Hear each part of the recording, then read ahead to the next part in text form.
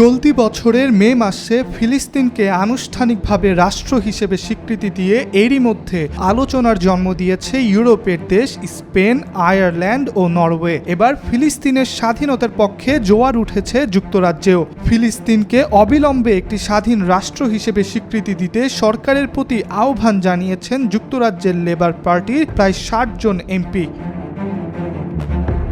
শনিবার ব্রিটিশ সংবাদ মাধ্যম দ্য গার্ডিয়ানে প্রকাশিত এক প্রতিবেদনে এই তথ্য জানানো হয়েছে। সংবাদ মাধ্যমটি বলছে, ফিলিস্তিনকে স্বাধীন রাষ্ট্র হিসেবে স্বীকৃতি দেওয়ার আহ্বান জানিয়ে চিঠিটি পাঠানো হয়েছে গত বৃহস্পতিবার। Labour friends of Palestine and the middle east নামে একটি সংগঠনের উদ্যোগে এই চিঠি পাঠানো হয়।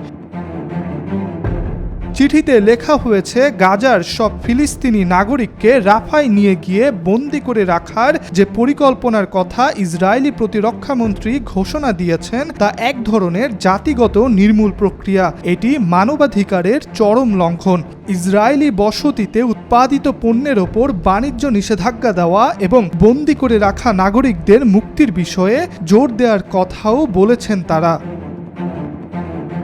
এমপিরা চিঠিতে আরও লিখেছেন, ফিলিস্তিনকে একটি রাষ্ট্র হিসেবে স্বীকৃতি না দিয়ে আমরা দ্বিরাষ্ট্রীয় সমাধানে আমাদের নিজস্ব নীতিকে দুর্বল করছি। তাদের মতে, ফিলিস্তিনকে স্বীকৃতি না দিলে দেশটির ভূখণ্ড ধীরে ধীরে দখল ও অন্তর্ভুক্তির পথে আগাবে।